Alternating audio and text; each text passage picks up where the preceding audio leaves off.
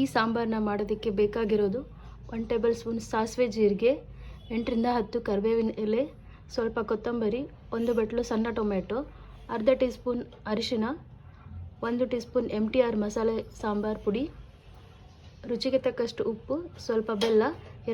ಮೊದಲಿಗೆ ಒಂದು ಪಾತ್ರೆಗೆ 1 ಬಟ್ಲು ಎಣ್ಣೆ ಹಾಕೊಳ್ಳಿ.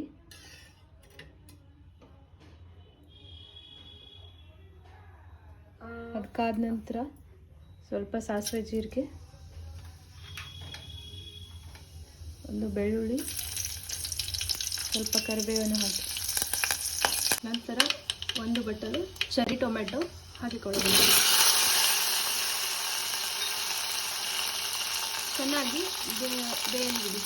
10ರಿಂದ 15 ನಿಮಿಷ ಬೇಕಾಗುತ್ತದೆ ಈ ಟೊಮೆಟೊ ಬೇಯಲು. ಟೊಮೆಟೊ ಬೆಂದ ನಂತರ ಅದಕ್ಕೆ ಅರ್ಧ ಟೀ ಸ್ಪೂನ್ ಅರಿಶಿನ ಪುಡಿ, 1 ಟೇಬಲ್ ಸ್ಪೂನ್ ಮಸಾಲೆ ಪುಡಿ,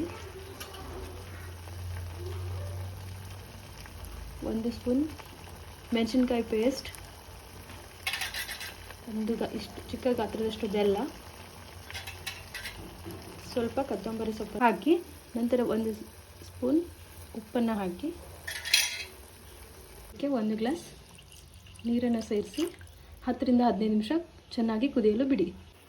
ಸಾಂಬಾರು ಚೆನ್ನಾಗಿ ಕುದ್ದ ನಂತರ ಸ್ಟವನ್ನು ಆಫ್ ಮಾಡ್ಕೊಳ್ಳಿ. ಈ ಸಾಂಬಾರನ್ನು ರೈಸ್ ಜೊತೆ ತಿಂದರೆ ಚೆನ್ನಾಗಿರುತ್ತೆ.